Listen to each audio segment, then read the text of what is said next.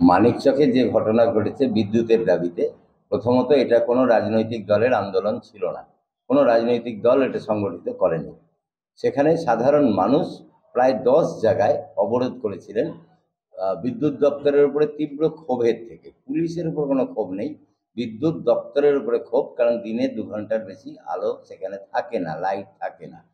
ফলে মানুষের এই যে মুভমেন্ট, একে যদি ভালোভাবে ট্যাকল করে ওই অবরোধ যা হয়েছে তা যদি সরিয়ে দেওয়া যেত, তাহলে এই দুর্ভাগ্যজনক ঘটনাটা ঘটতো না। পুলিশের উপরে যে আক্রমণ হয়েছে, পুলিশের আক্রান্ত হয়েছে, আহত হয়েছে, তাকে আমরা কখনোই সমর্থন করি না, নিন্দাই জানাচ্ছি। কারণ প্রশাসনের যারা কাজ করেন তাদের উপর আক্রমণ করে তাদের মাথা ফাটিয়ে দেওয়াটা কোনো ভালো কাজ নয়। এখন মানিকচকের যে অবস্থা রয়েছে, তাতে প্রচুর মানুষ গ্রেপ্তার হয়েছে, প্রায় 41 জন মানুষ গ্রেপ্তার হয়েছে এবং গ্রেপ্তারি চলছে। রাত্রেবেলা যেভাবে রেড হচ্ছে তাতে এলাকাগুলি ফাঁকা হয়ে যাচ্ছে। এলাকায় চুরি ডাকাতি এরপরে বাড়বে, বাড়িতে পুরুষ মানুষ না থাকলে চুরি ডাকাতি বাড়বে।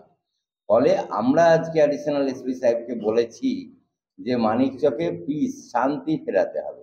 শান্তি ফেরানোর জন্য ওখানে একটা পিস মিটিং করা উচিত, সবাইকে নিয়ে, সমস্ত অংশের মানুষকে নিয়ে, রাজনৈতিক দলকে নিয়ে, রাজনৈতিক দলগুলির সাহায্য সহযোগিতা নিয়ে শান্তি ফেরানোর জন্য শান্তি মিটিং করে ওইখানে শান্তিপূর্ণ অবস্থাটাকে ফিরিয়ে আনতে হবে।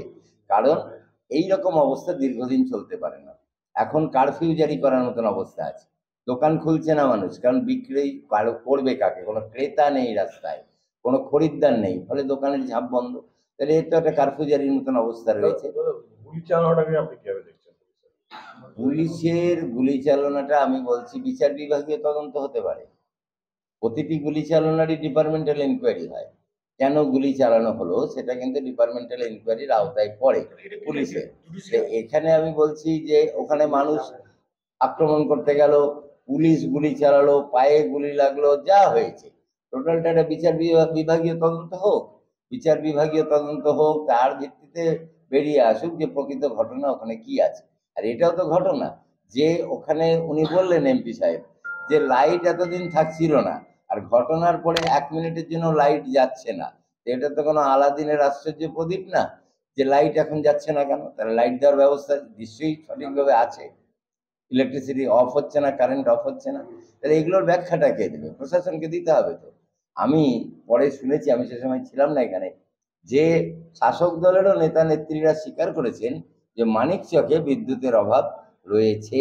শাসক দলের নেতা নেত্রীরা স্বীকার করেছেন যে মানিকচকে বিদ্যুতের যে ডিস্টারবেন্স, যে স্বীকার করেছে। আক্রমণটা কখনোই আমরা এটাকে বলছি যে এটা খুব খারাপ ঘটনা। আইসির উপরে আক্রমণ আর পুলিশের উপরে আক্রমণ, এটার আমরা তীব্র ভাষায় নিন্দা জানাচ্ছি। আর তার সাথে যারা গ্রেপ্তার হয়েছে তাদের আমরা, নিরপরাধ বহু মানুষ গ্রেপ্তার হয়েছে, তাদের আমরা মুক্তির দাবি জানাচ্ছি, যাতে তাদের জামিনটা হয়। পুলিশ যাতে সেই ব্যবস্থা করে, নিরপরাধ ব্যক্তি বিনা দোষে যাতে শাস্তি না ভোগ না করে, কোনো রকম শাস্তি ভোগ না করে, তার জন্য আমরা দাবি জানিয়েছি।